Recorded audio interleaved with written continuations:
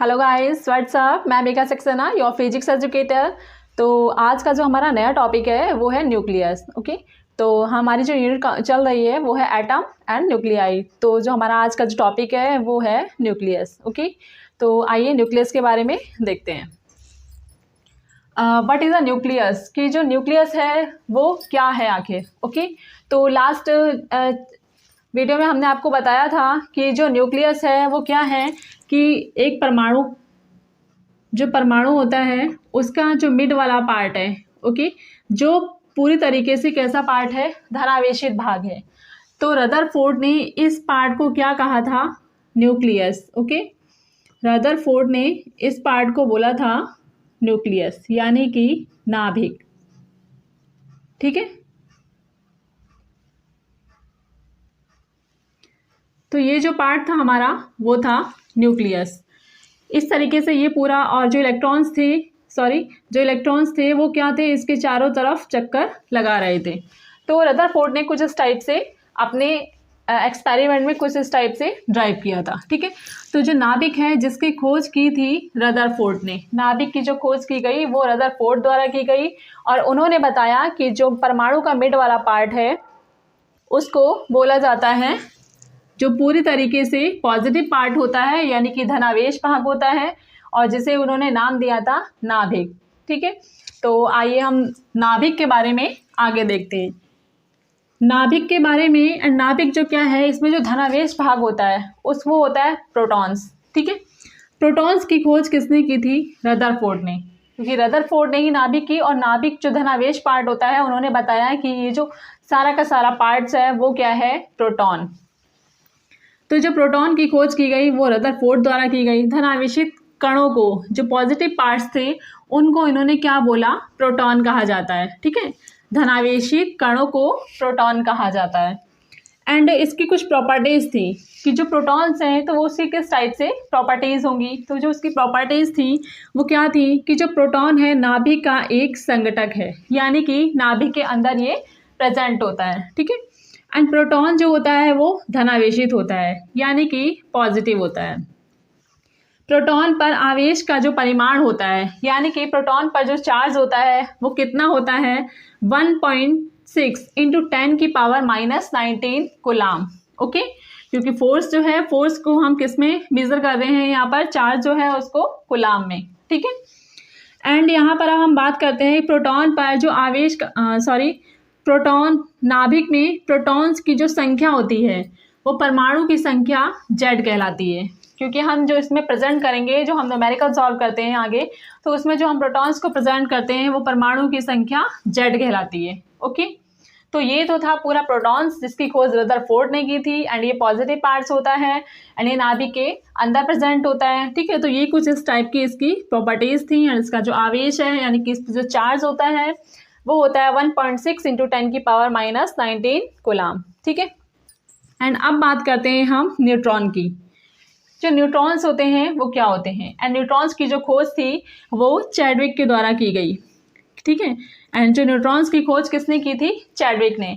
इन सबको लर्न रखने का एक तरीका है जिसको आप लोग लर्न रख सकते हैं, कि जो इलेक्ट्रॉन्स हैं उसकी खोज की थी थॉमसन ने, एंड जो प्रोटॉन है उसकी खोज की थी रदरफोर्ड ने।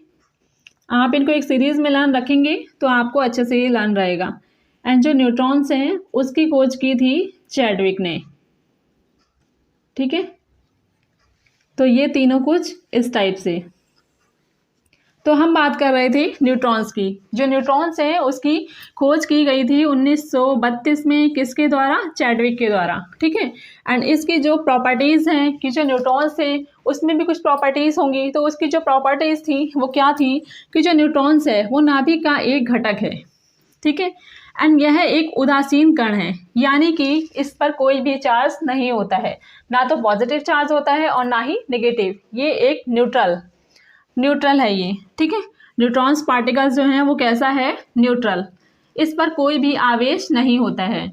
अभी हमने देखा कि जो प्रोटॉन है उस पर पॉजिटिव होता है, एंड जो इलेक्ट्रॉन है उस पर निगेटिव होता है, इलेक्ट्रॉन्स पर निगेटिव होता है, एंड जो हमारा न्यूट्रॉन है वो उदासीन होता है, यानी कि वो न्यूट्रल होता है। ठीक है, एंड न्यूट्रॉन का द्रव्यमान, इसका जो कम्प्लीटली मास होता है वो कितना होता है 1.6748 इंटू 10⁻⁻27 kg। ठीक है, ये हो गया इसका कम्प्लीटली द्रव्यमान। एंड इसकी भेदन क्षमता जो होती है वो बहुत ही ज़्यादा होती है।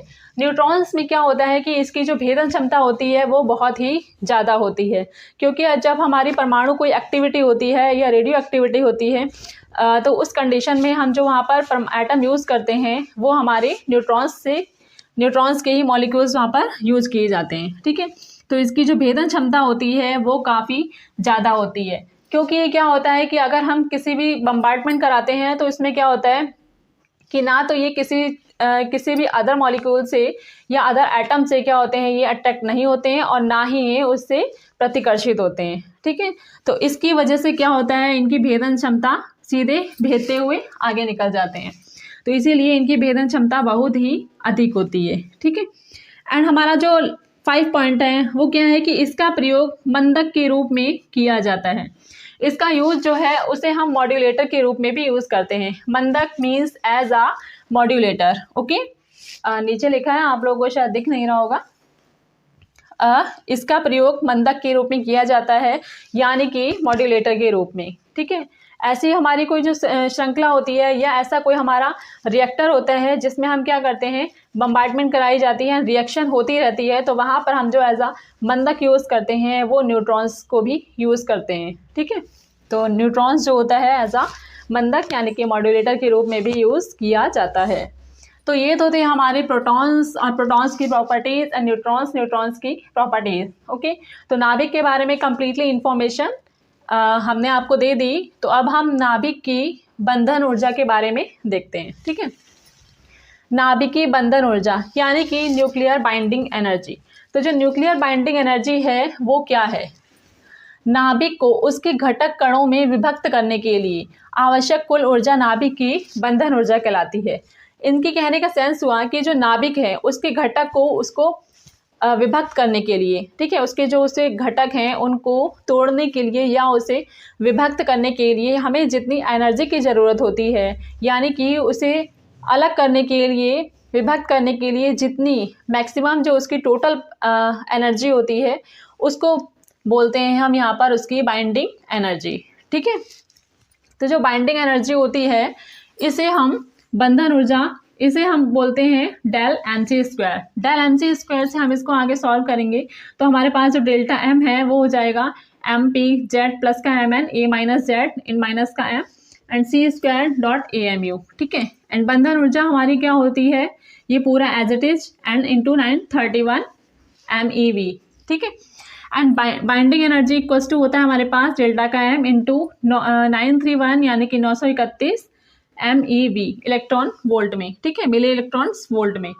तो ये हो गई हमारी, जो हमारा एक mu होता है वो बराबर होता है किसके, एंड बाइंडिंग एनर्जी फॉर्मूला हो गया हमारे पास ये कि डेल्टा m इंटू 931 MeV की फॉर्म में। ठीक है, एंड हमारा जो 1 mu है यानी कि जो इसकी एटॉमिक मास यूनिट है हमारी वो कितनी है 1931 MeV। ठीक है, यानी कि एक mu किसके इक्वल होता है 931 मिली इलेक्ट्रॉन्स वोल्ट के। ओके, तो ये तो थी nuclear binding energy, protons and neutrons के बारे में इंफॉर्मेशन। तो अब हम इसके आगे देख लेते हैं कि what is the nuclear force. Okay, and as it is आगे बढ़ते रहेंगे। तो देखते हैं हम इस न्यूक्लियर फोर्सेस। ठीक है, न्यूक्लियर फोर्सेस क्या थे, न्यूक्लियर फोर्सेस की जो खोज की थी, यानी कि ये जो न्यूक्लियर फोर्स था वो बताया किसने, उनकी जो अवधारणा दी गई थी वो दी गई थी साइंटिस्ट युकावा के द्वारा। ओके, जो न्यूक्लियर फोर्स थी उसकी खोज की थी युकावा ने। नाभिकीय आकर्षण बल न्यूक्लियॉन्स के मध्य कणों के स्थानांतरण के कारण होता है, कि जो नाभिक के बीच में जो उसका आकर्षण बल होता है, नाभिक में जो प्रेजेंट न्यूक्लियॉन्स होते हैं उनके मध्य कणों के स्थानांतरण के कारण होता है, जो कि पाई मेसॉन्स कहलाते हैं। ठीक है, इनके कहने का सेंस ये हुआ कि जो न्यूक्लियॉन्स हैं, न्यूक्लियॉन्स जो होते हैं उनके कणों का जब स्थानांतरण होता है तो उसमें मौजूद अट्रैक्शन फोर्स यानी कि जो आकर्षण बल होता है वो किसकी वजह से होता है, न्यूक्लियॉन्स के स्थानांतरण की वजह से। ठीक है, और जो कि क्या कहलाते हैं हमारे पाई मेसॉन्स, इन्हें क्या बोला जाता है, पाई मेसॉन्स। तो अगर हम इसको इजी लैंग्वेज में समझें तो यह एग्जांपल है हमारा, इसके थ्रू हम इसको समझते हैं। आप इस तरीके से देखिए कि जैसे कि हमारा ये एक डॉगी है, यानी कि ये एक कुत्ता है और एक कुत्ता इस तरफ है जिस तरीके से, और बीच में यहाँ पर ये हमने ले रखी है हड्डी, ठीक है। तो जिस तरीके से दो कुत्ते दोनों एक्टिव मोड में हैं, अभी ये दोनों क्या कर रहे हैं, हड्डी को अपनी तरफ खींच रहे हैं। एक जो है वो अपनी तरफ खींच रहा है एंड जो दूसरा है वो अपनी तरफ खींच रहा है। तो सपोज, आप ये बस सपोज कीजिए, एग्जाम्पल्स के लिए हम आपको बता रहे हैं कि जिस तरीके से दो कुत्ते जो होते हैं वो एक हड्डी के थ्रू आपस में एक दूसरे से क्या है, बंधे हुए हैं, आपस में वो एक दूसरे से जुड़े हैं, क्योंकि ना ये छोड़ेगा हड्डी और ना ये छोड़ेगा, ठीक है। तो इससे क्या है कि जो हड्डी है वो एक ऐसा मोड है जो दोनों को आपस में जोड़े हुए है, ठीक है। तो वही चीज़ है कि एक कुत्ता ये है और एक कुत्ता ये है, दोनों ही हड्डी को छोड़ेंगे नहीं, तो दोनों क्या है, इस हड्डी के थ्रू आपस में जुड़े हुए हैं। तो इन द सेंस हम ये कहना चाह रहे हैं कि उसी तरीके से जो न्यूक्लियॉन्स होते हैं, एक न्यूक्लियॉन्स ये है और एक न्यूक्लियॉन्स ये है, तो ये दोनों क्या होते हैं, जो पाई मेसॉन्स होता है, पाई मेसॉन्स के थ्रू, जो मिड में पाई मेसॉन्स हैं उसके थ्रू दो न्यूक्लियॉन्स जो होते हैं वो आपस में बंधे रहते हैं, ठीक है। यानी कि एक न्यूक्लियॉन्स और एक न्यूक्लियॉन्स, इन दोनों को जो बांधने का काम कर रहा है बीच में, वो है हमारा पाई मेसॉन्स, ठीक है। पाई मेसॉन्स ये एक तरीके से फोर्सेज हैं हमारे, जो क्या कर रहे हैं, न्यूक्लियॉन्स को बांधे रख रहे हैं। और इस तरीके से जो सब सारे न्यूक्लियॉन्स आपस में पाई मेसॉन्स के थ्रू बंधे रहेंगे, तो इसी से हमारा बनता है न्यूक्लियर फोर्सेस, ठीक है। तो न्यूक्लियस के बारे में कंप्लीटली इंफॉर्मेशन इतनी ही थी। एंड कुछ छूटा हो तो आप कमेंट बॉक्स में कमेंट ज़रूर करें। एंड आगे बढ़ चलते हैं हम अपने नेक्स्ट टॉपिक की तरफ, जो है रेडियो एक्टिविटी, यानी कि रेडियो सक्रियता, ठीक है। तो रेडियो सक्रियता क्या होती है, मीन्स रेडियो एक्टिविटी, जब क्या होता है कि भारी तत्वों के निरंतर उत्सर्जन की प्रक्रिया को रेडियो सक्रियता कहते हैं। यानी कि कोई भारी मेटल है हमारा, जब कोई भारी तत्व होता है और वो स्पॉन्टेनियसली, यानी कि वो अपने आप से ही कणों का विकिरण करता रहता है, यानी कि उसमें स्पॉन्टेनियसली उत्सर्जन चलता रहता है, ठीक है, तब हम इस प्रक्रिया को क्या बोलते हैं, रेडियो सक्रियता। इनके कहने का सेंस ये, यानी कि जो हमारा तत्व है वो प्रेजेंट है रेडियो एक्टिव फॉर्म में, ठीक है। तो इस सक्रियता को दर्शाने वाले जो तत्व होते हैं वो कहलाते हैं रेडियो सक्रिय तत्व, यानी कि ऐसे तत्व जिनमें रेडियो एक्टिविटी प्रेजेंट होती है, जो रेडियो एक्टिविटी को प्रेजेंट करते हैं, उन तत्वों को हम क्या बोलते हैं, रेडियो एक्टिव तत्व, यानी कि रेडियो सक्रिय तत्व कहलाते हैं। और जो रेडियो एक्टिव इनकी खोज की थी वो हेनरी बेकरल ने की थी 1896 में, ठीक है। तो हेनरी बेकरल ने 1896 में रेडियो सक्रियता की, यानी कि रेडियो एक्टिविटी की खोज की थी। हुआ क्या था कि जो 1896 में हमारे साइंटिस्ट थे हेनरी बेकरल, उन्होंने देखा कि जो एक तत्व है, एग्जाम्पल के लिए यूरेनियम, ठीक है, यूरेनियम इन्होंने देखा, यूरेनियम जिसे जेड से प्रेजेंट करते हैं, एंड इसका जो परमाणु क्रमांक होता है वो होता है 92, ठीक है।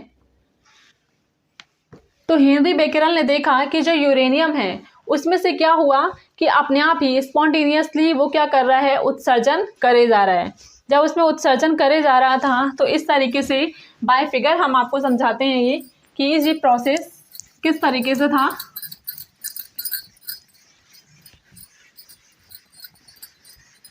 आपने ऐसा फिगर से बना हुआ देखा होगा अपनी नोटबुक में, ठीक है। तो ये कुछ इस टाइप से, ये हमारा एक जार टाइप से है, ठीक है, ये एक बॉक्स है जिसमें हम क्या करेंगे, एक यूरेनियम मेटल को ले लेते हैं, और जो यूरेनियम हमारा यहाँ पर तत्व रखा हुआ है ये क्या करता है, और यहाँ पर हमने क्या किया, दो प्लेटें लगा दी, इन्होंने क्या किया, दो प्लेटें लगा दी। और जब इन्होंने अपना एक्सपेरिमेंट किया और इसको देखा, ठीक है, तो इस तरीके से, तो इन्होंने देखा कि जो यूरेनियम है वो क्या कर रहा है, ये यूरेनियम था हमारा,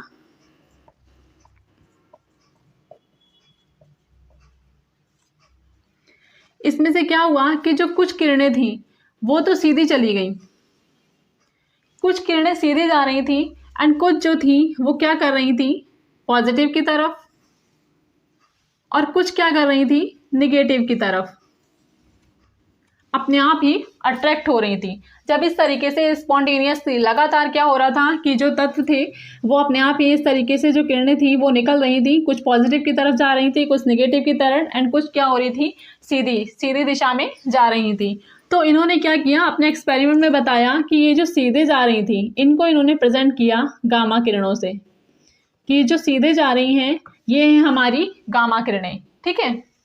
एंड जो हमारी पॉजिटिव की तरफ अट्रैक्ट हो रही हैं वो है हमारी बीटा किरणें। इन्हें इन्होंने नाम दिया बीटा किरणें, जो पॉजिटिव की तरफ जा रही थी। एंड जो निगेटिव की तरफ जा रही थी इन्होंने बताया कि ये है हमारी अल्फा किरणें, यानी कि ये अल्फा पार्टिकल्स की तरफ मूव हो रहे हैं, ठीक है। तो ये हमारी अल्फा किरणें थी, ये बीटा किरणें जो कि पॉजिटिव की तरफ मूव हो रही थी, और जो सीधे निकल जा रही थी वो थी हमारी गामा किरणें, ठीक। और इसकी जो खोज की थी वो किसने की थी, हेनरी बेकेरेल ने। हेनरी बेकेरेल ने सिर्फ ये देखा था कि यूरेनियम जो है वो क्या कर रहा है, अपने आप ही स्पॉन्टेनियसली उत्सर्जन करे जा रहा है। तो कुछ समय बाद, कुछ महीनों तक की प्रक्रिया होती रही, तो उसके बाद मैडम क्यूरी ने इसको इन किरणों को नाम दिया, इन किरणों को उन्होंने नाम दिया बेकेरेल किरणें, ठीक है। तो इन किरणों को बेकेरेल किरणें भी बोला जाता है, यानी कि जो रेडियो एक्टिव किरणें हैं, रेडियो सक्रिय किरणें, इनको बोलते हैं हम बेकेरेल किरणें भी, ठीक है। इनको बेकेरेल किरणें भी बोला जाता है, और ये नाम दिया था इन्हें मैडम क्यूरी ने, ओके।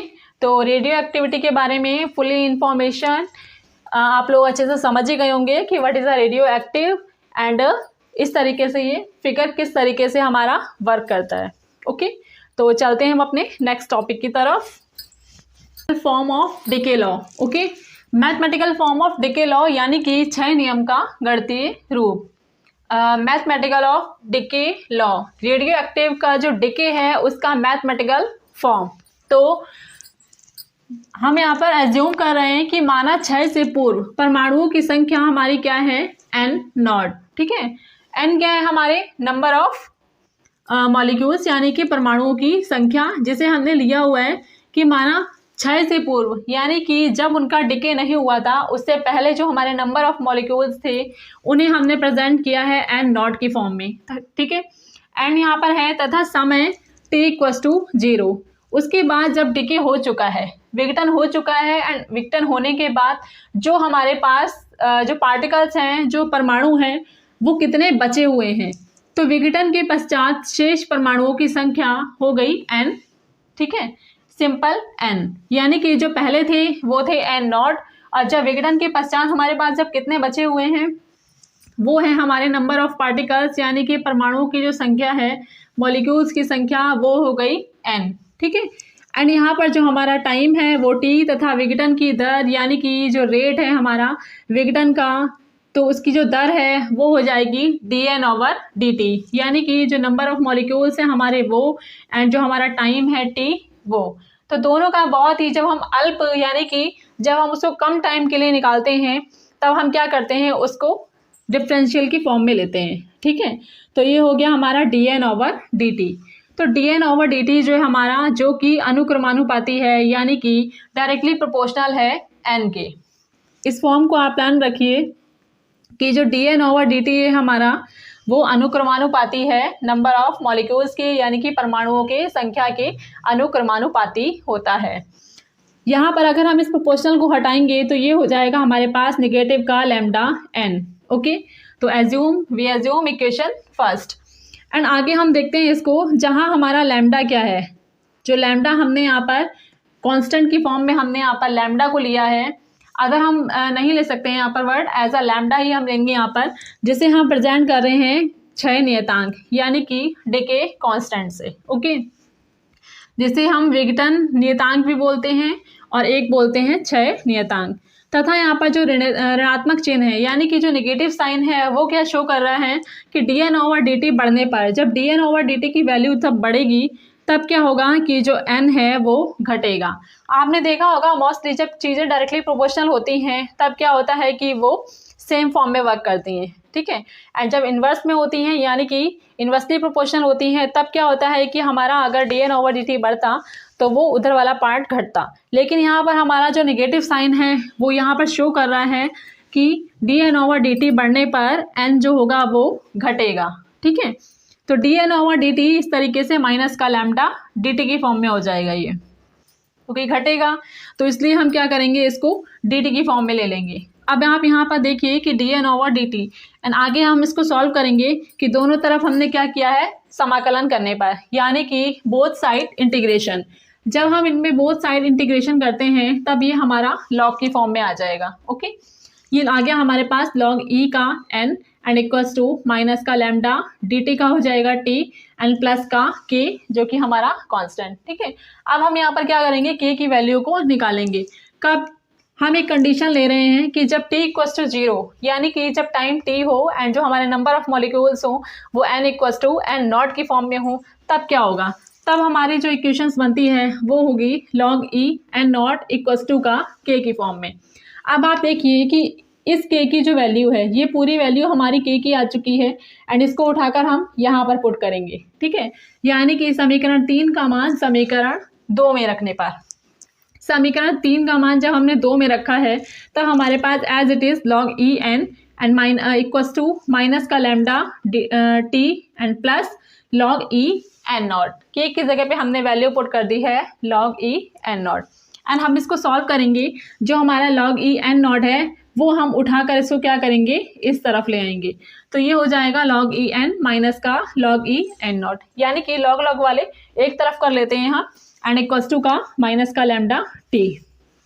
ये हमारा क्या बन गया, log का फॉर्मूला। हमारा log का फॉर्मूला होता है log e a माइनस का log e b equals to होता है log e a upon b।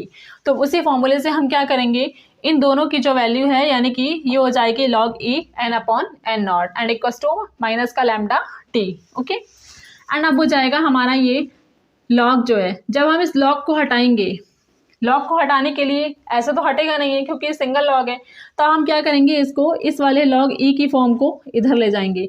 तो ये बन जाएगा n upon n nought equals to का e की पावर माइनस का लैम्डा t, यानी कि जो लैम्डा t था अगर हम log को उस तरफ ले जाते हैं तो वो पावर की फॉर्म में चला जाएगा। तो ये बन गया हमारा n upon n nought equals to e की पावर लैम्डा t, ओके। तो एक ये फॉर्मूला भी हमारा बनता है एंड दूसरा हमारा बनता है, हम इस n नॉट को इस तरफ ले आए हैं, ठीक है। तो ये बन गया n इक्वल्स टू का n नॉट e की पावर माइनस का लैम्डा t। तो आप इस फॉर्मूले को अच्छे से देखिए एंड समझिए क्योंकि it is a important topic for exam. तो ये एग्ज़ाम में बहुत बार देखा भी गया है एंड रेडियो एक्टिव से आई थिंक ये फॉर्मूला इम्पॉर्टेंट है, ओके। एंड इसका जो हमारा डायग्राम है डीके को हम बाय ग्राफ किस तरीके से शो करेंगे, तो हम इस तरीके से शो करते हैं कि जो हमारा n नॉट पॉइंट है, n नॉट पॉइंट से स्टार्ट होता है एंड इसका जो डिके है, डिके हमारा होता चला जाता है और ये कहाँ पर जाकर मीट होगा, इनफाइनाइट फॉर्म पे। इसका ऐसा कोई पॉइंट हमें अभी तक मेज़र नहीं हुआ है कि जो इसको शो किया जाए या हम इसको डिनोट कर पाएँ। तो इसीलिए यहाँ पर जो कंडीशन आएगी वो आएगी इन्फिनिटी की कंडीशन, ओके। एंड ये है हमारा डिके का formula n equals to n nought e की पावर माइनस लैम्डा t, और ये है हमारा ऊपर का नंबर ऑफ मॉलिक्यूल्स, यानी कि इस तरीके से n नॉट की कंडीशन पे हमने लिया था एंड ये हो गया हमारा टाइम, ठीक है। कि जैसे जैसे हमारा नंबर ऑफ मॉलिक्यूल्स बढ़ता है वैसे वैसे हमारा डिके जो है वो होता चला जाता है, ठीक है। तो ये तो था इसका graph and mathematical form of decay law. तो it is the most important topic, हम आपको दोबारा कह रहे हैं, आप इसको अच्छे से देखिए, समझिए एंड अब हम देखते हैं इसके हाफ वैल्यू को भी समझ लेते हैं, ठीक है। तो देखते हैं half life of radio active substances, okay. यानी कि रेडियो एक्टिव सब्सटेंसेस की अर्ध आयु, हाफ लाइफ हम यहाँ पर फाइंड करते हैं रेडियो एक्टिव सब्सटेंसेस की, कि किसी रेडियो सक्रिय पदार्थ के आधे परमाणुओं के विघटित होने में लगा समय, यानी कि जब परमाणु विघटित हो रहे हैं तब उनमें जो उसका टाइम लगा है उसको हम बोलते हैं किसी रेडियो एक्टिव पदार्थ की अर्ध आयु, ओके। तो अभी जो हमने यहाँ पर फॉर्मूला देख पढ़ा था उसी फॉर्मूले को आप लर्न रखिए एंड उसी के आगे हम इसको सॉल्व करेंगे। तो n इक्वल्स टू का n नॉट e की पावर माइनस का लैम्डा t, जहाँ पर हम स्मॉल टी को हम लेंगे कैपिटल टी, क्योंकि अर्ध आयु में जो हमारे पास टी है उसको हम प्रेजेंट करते हैं, जो अर्ध आयु है हमारी, ठीक है, जो अर्ध आयु है उसको प्रेजेंट किया जाता है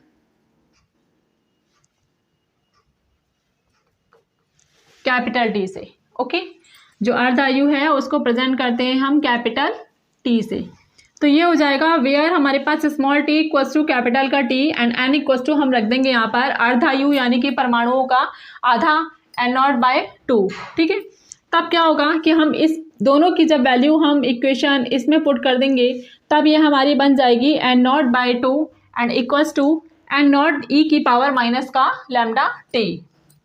एंड आगे हम इसको सॉल्व करेंगे, n0 से जब हमारा n0 कट हो गया तो हमारे पास बचा यहाँ पर 1/2 इक्वल्स टू का e की पावर माइनस लैम्डा टी, जिसे हम लिख सकते हैं 2 इक्वल्स टू e की पावर माइनस लैम्डा टी की फॉर्म में। अब हम क्या करेंगे, दोनों तरफ log लेने पर यानी कि log e लेने पर तो हो जाएगा ये, अगर हम इस तरफ लेंगे क्योंकि ये तो e की पावर माइनस का लैम्डा टी पहले से ही है, अब हम यहाँ पर log e लेते हैं तो ये बन जाता है ओनली का लैम्डा टी। ठीक है, एंड हमने जो हमारा e की पावर माइनस लैम्डा टी आया था ये log लेने पर ही आया था, अब हमने यहाँ पर अगेन log लिया है तब ये हमारा बन गया है, सॉरी log सिंपल है यहाँ पर। ठीक है, तो ये हो गया ये lambda t and equals to का log e का 2। जब हमने इसको लिया तो ये बन गया हमारे पास log e का 2। अब हम क्या करेंगे, जो हमारा log e2 है उसकी वैल्यू होती है 2.303 log 10 का स्क्वायर। ये किसकी वैल्यू होती है, log 2 की वैल्यू। जब हम log 2 की वैल्यू यहाँ पर पुट करेंगे तो हमने यहाँ पर इसकी वैल्यू पुट की है तो capital T equals to lambda इसके नीचे आ जाएगा यहाँ पर मल्टीप्लाई की फॉर्म में। ठीक है, तो ये हो जाएगा 2.303 log 10 का स्क्वायर। अब आगे इसको हम देखिए सॉल्व करते हैं, जो हमारे पास 2 पॉइंट, क्योंकि हमें इसकी वैल्यू फाइंड करनी है तो 2.303 log 10 स्क्वायर जो दिया हुआ है हम यहाँ पर log 10 स्क्वायर की वैल्यू फाइंड करेंगे। तो जो log 10 स्क्वायर की वैल्यू है वो हो जाएगी 0.3010। ठीक है, एंड जब हम इन दोनों को मल्टीप्लाई करके सॉल्व करेंगे तब हमारे पास ये वैल्यू आ जाएगी इतनी 0.6931। ओके, तो यहाँ पर मल्टीप्लाई करने की वैसे ज़रूरत है नहीं क्योंकि डेरिवेशन है, तो एज इट इज़ इसकी जो वैल्यू आएगी वो सॉल्व करके पहले से ही सॉल्व करके आ रखी है, जो कि है 0.6931 लैम्डा। ठीक है, अपॉन का लैम्डा। तो जो अर्ध आयु है हमारी उसमें जो हमारा अर्ध आयु की जो वैल्यू है वो है टी इक्वल्स टू का 0.6931 अपॉन का लैम्डा। तो इस फॉर्मूले को, ये भी हमारा फॉर्मूला इंपॉर्टेंट है, आप इसको भी लर्न रखिए। और हमने आपको बताया एक ये वाला फॉर्मूला हमारा इंपॉर्टेंट है, तो दोनों ही हमारे फॉर्मूले इंपॉर्टेंट हैं, आप इनको लर्न रखिए एंड ये एग्ज़ाम में पूछे गए क्वेश्चन है। ओके, तो आज के लिए इतना ही एंड मिलेंगे हम आपको नेक्स्ट टॉपिक पर। तो तब तक के लिए पढ़ते रहिए, अपना ध्यान रखिए। एंड आप लोगों को हम अगेन कह रहे हैं कि आप लोगों को कोई भी डाउट हो या यूनिट्स में कुछ भी छूटा हो तो आप कमेंट बॉक्स में कमेंट करके ज़रूर बताएं। ओके, एंड तब तक के लिए टेक केयर, बाय बाय।